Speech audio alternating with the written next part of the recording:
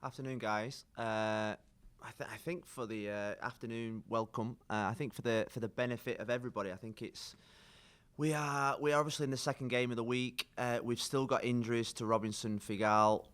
Leardom is 50-50, Carranza is still 50-50. We're taking it day by day. So Leardom and Carranza are still probably got to get through the training today to have any hope of being on the bench or starting tomorrow, play minutes within the game tomorrow.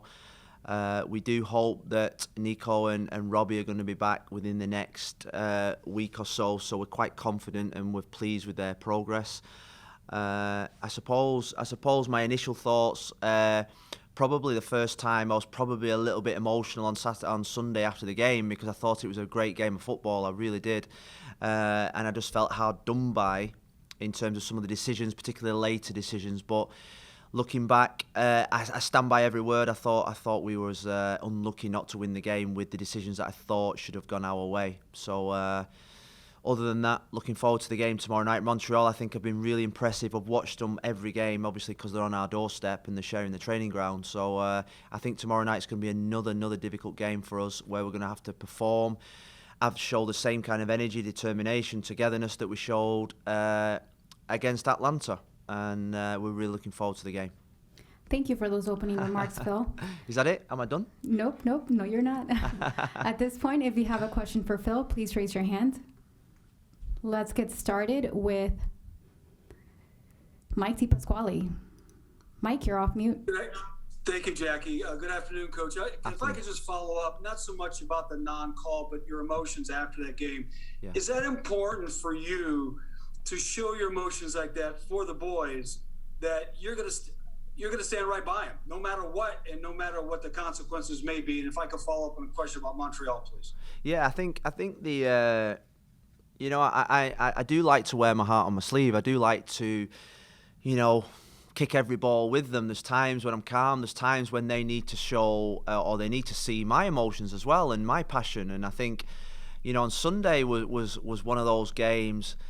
Maybe because Gabby Heinz was in the next dugout, he's a friend, he's a former player, there's that rivalry. Because it's Atlanta, I thought was an outstanding team, I've got to say.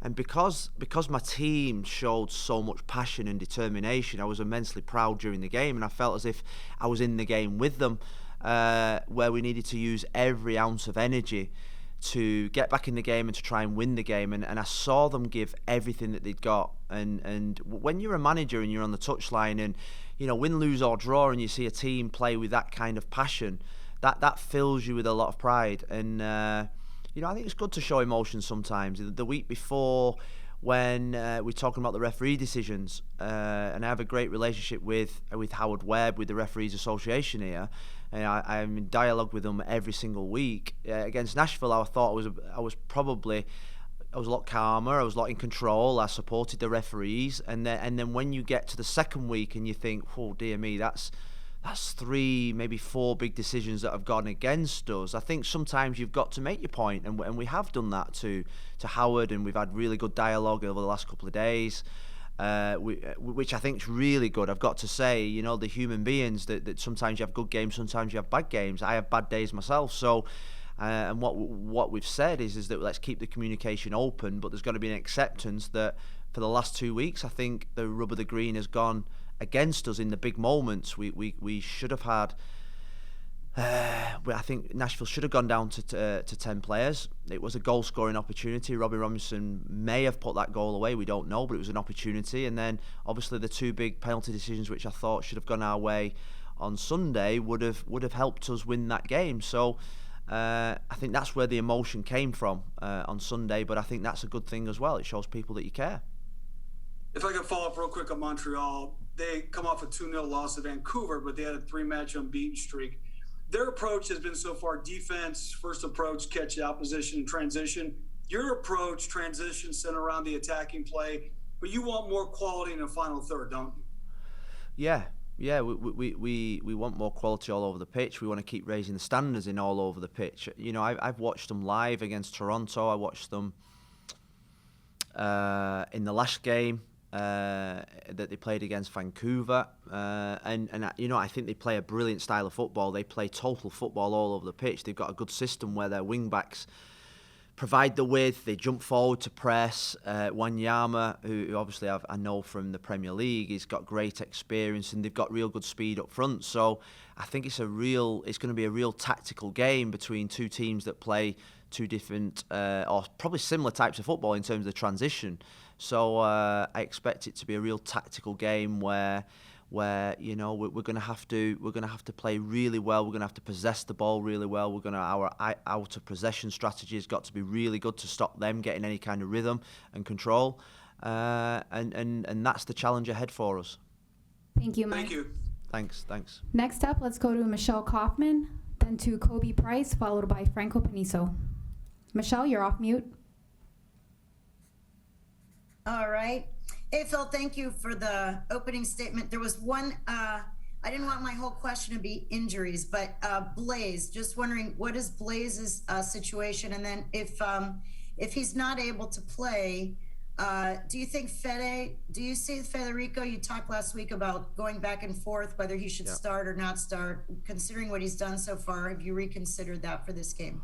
But Blaise is fine, he'll play. He'll start tomorrow night. It was a nasty blow to the ribs, and because that area you can never be sure. So we obviously x-rayed him. The x-rays were all clear.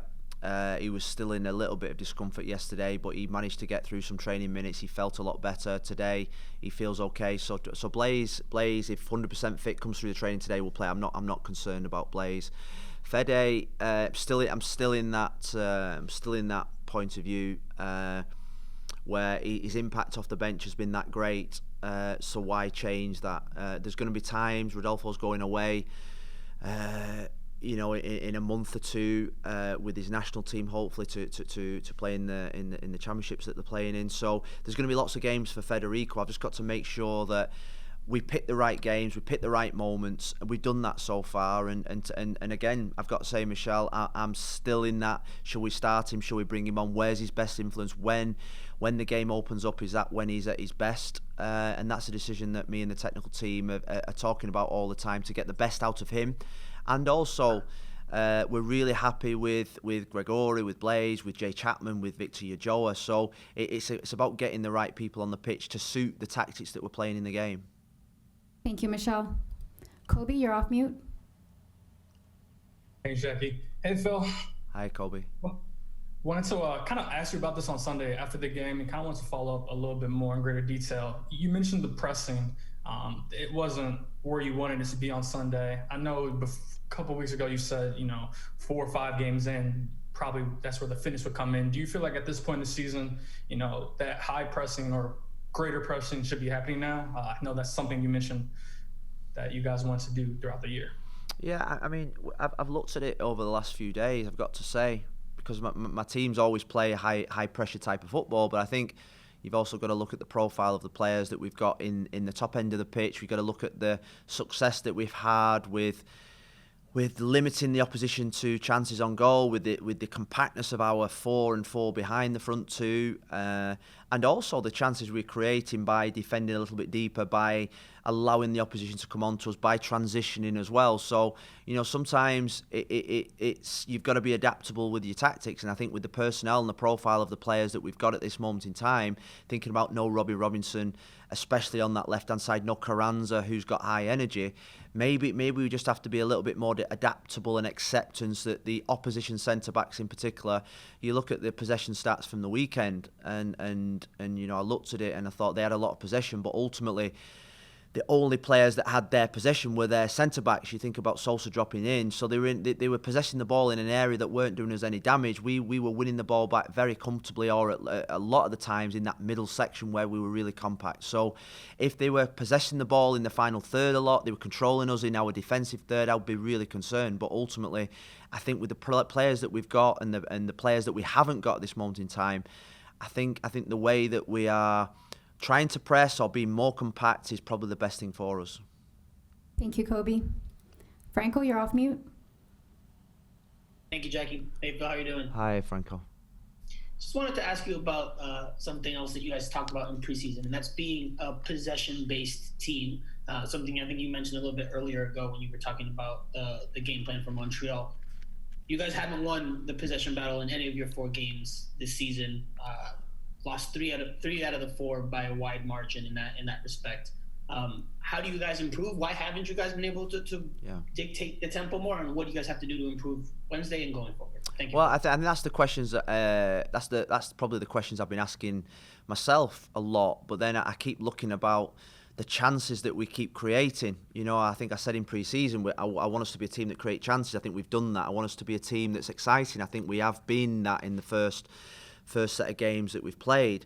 The possession or the possession in terms of consecutive passes, but I think because of the profile of the players that we've got, think back to the LA Galaxy game, Lewis and Robbie breaking from midfield, obviously with great speed, Gonzalo, Pizarro, they are individual type players that like to run with the ball, that don't probably, you know, think of Lewis and Robbie, that they're not possession type players, they're not wingers that come into the pocket. So like a Skona does, comes into the pockets and links with other people. So the profile means we've got dribblers in the team, but dribblers in the final third, or dribblers in the top 4 or 5. So I think in terms of sort of like what I'm happy with is that we're probably going to be a different type of team than what I envisaged on day 1 of pre-season. We're going to be a team that have brilliant individuals that can dribble the ball, that can run with high speed with the ball, that can run without the ball, and that ultimately, sometimes when you don't have a lot of possession of the ball, you can still control the games. And in large parts, you think about the Philadelphia and the Nashville, when we weren't possessing the ball as good as the opposition, I still felt we were controlling the game in terms of our positions and our defending. So I'm pleased. I am demanding more of the players. In terms of better quality, better rhythm, better sequences of passes, but ultimately I think what we've found is that we're still creating a lot of chances, and we're still really dangerous in terms of our attacking movements, and not having possession of the ball hasn't stopped the fact that we're still creating a lot of chances. Thank you, Franco. Next up, let's go to Michael Franca. Hey, Phil. Hope Hi. you're doing well. Hi. I just wanted to ask about Jay Chapman. He's come in now, played in the last 3 matches, started the last 2. I want to hear a little bit about how you feel he's filled in some absences and how he's done in these last couple matches. Well, I'm really pleased with him. I think he has a manager that trusts him. He has a manager that believes in him. He has a manager that wants to give him opportunities. And I think now when we speak all the time, me and Jay, I've got to say, because I put a lot of challenge on him at the start of the season in terms of sort of like what direction does his career want to take? Does he want to be just that person that's just fills the roster, comes on, plays every other 1 or 2 games and he's always in and out of the team, or does he want to make real impact? To get real impact, consistency is needed, and I think he's shown that. Think back to even the scrimmages in pre-season, he was outstanding in the games that we played, whether it was in-house or in the game against Tampa or FC Miami that we played. So his consistency of his play is going to be his biggest challenge. I think he's showing that now. On Sunday, he had to sacrifice himself for the team. He started as a number 10, then he went back into midfield. He put in an awful lot of work. He put an awful lot of work in for the team. Now it's about building those minutes and momentum and getting him to be more impactful in games. When I think of Jay Chapman, I think of someone that can play the pass through to someone that can cause a goal, assist a goal, or a shot from long distance, a shot from outside the box. They think about the chance he had against Nashville when he arrived late into the box to nearly score. You know, I want more moments like that, and I think hopefully now he believes, or he feels the trust of the manager, and he feels that he's a massive part of this team, that where maybe last year he didn't feel that. Thank you, Michael. We'll take 2 more questions. We'll go to Jose and end with Dairon. Jose, you're off mute. Thank you, Jackie. Hi, Phil. Hi. I wanted to ask you a little bit about the connection between Rodolfo Pizarro and Federico Higuain. How are you happy with what you have seen so far early in the season from them? And also, I wanted to ask you about Montreal a little bit. Romel Kyoto, he seems to be a very important player for them. What have you seen from him? What do you like from him? And how important is it for Inter Miami to control him tomorrow? Thank you. Jose, you always ask me about Rodolfo, don't you? Always ask me about Rodolfo. Maybe. Yeah, you do. I'm pleased. I'm pleased. The plan on Sunday had to change. We'd worked all week about him playing off that left hand side, running through in behind Lennon, in behind Robinson. We'd worked all week. He'd had his probably best week of training in terms of sort of like the impact and his quality. You know, because he had a consistent week of training where the week before he was obviously going backwards and forwards to Mexico for his green flag. So I was really pleased with him going into the game. We then had to switch him and come and play the number 10 position, which is ultimately his best position, his favourite position. And the work that he's doing for the team is incredible. I think the only thing missing now is a goal to back up the hard work, a goal to back up the work that he's doing off the ball, a work that he's doing for the sacrifice that he's giving to the team. You think about the positions he's taking up for others to have space. You think about the work that he's putting in for Gonzalo to have more space. So the team are really happy with Rodolfo. He's working and sacrificing himself for the team. Now what I want from him, now what I think he needs, now what I think the team needs from him is that magic moment, is that goal, is that assist, is that impactful match-winning type performance. And I think that's coming. I can see it coming. And hopefully against Montreal, against Cincinnati, or against Chicago, he'll have that moment. But I always think with people like Pizarro's, the number 10s, unless they're assisting, unless they're not scoring goals, they always feel as if there's more to come, and that's how I feel as well. Thank you, Jose. Dairon, you're off mute. Thank you, Jackie. Hi, Phil. Hi. Thanks for doing this. So I wanted to ask you, I've read this in some books, and I'm starting to feel that it reflects in Inter Miami's team now. Is it easier to make a team defend well than making the team attack well? Because I'm starting to feel that Gonzalo Higuain also said, like, I don't know, 2 or 3 matches back, he said that you need to work more in the passes between lines, and you were just talking as well about the lack of goal, or the necessity of making more goals. Yeah. So I'm starting to feel that Inter Miami is defending better than attacking. And I wanted to ask you if it's like that in every team, and when a coach is starting a team, it's like that. Thank you. I think a couple of things really. I think when you go into any kind of organisation, whether you're whatever sport, I think you build from a solid foundation. In football, that is from a sound defence. I think that's no different. I did want to make sure that we have a slogan that we want to be the hardest team to beat. And we've worked a lot on our defensive play, but I've got to say, if you was talking about percentages, we work far more on our attacking play. I think as a coach, when you're doing your coaching badges and you're doing your sessions, I've got to say it's far more simpler to do a coaching session when you're working on defending, because there is less grey areas. It's black and white defending. It's 1v1, 2v2, or whatever. You stay with runners, you get back into shape. You can almost guarantee positions, where in the attacking sort of like third, or the attacking 2/3, the create and finish areas, you have to allow for the unpredictability, the off the cuff movements, the special players, so I think that's where attacking movements or attacking play is harder to manage, because I like to give my players the platform to express themselves, to have freedom to drift into different areas, to make our play unpredictable.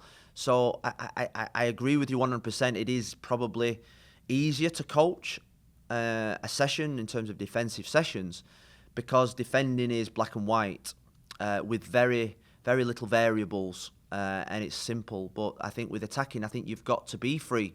We started the season wanting to play a certain way, wanting to be a certain type of team, but then when you see the profile of the players, you see the way that Gonzalo drops off, Rodolfo drops off, we've got speed in wide areas. You've got to be adaptable, and you've got to allow these players to play for the team in the best areas, but to have the freedom to go and express themselves, and that is a key thing for me in management. Is I want my players to have the freedom and not to be shackled or feel as if they've got the reins on, because I want us to be exciting, and I think the best teams in the world are exciting. I think the best teams in the world have a freedom, and that's how I want us to be.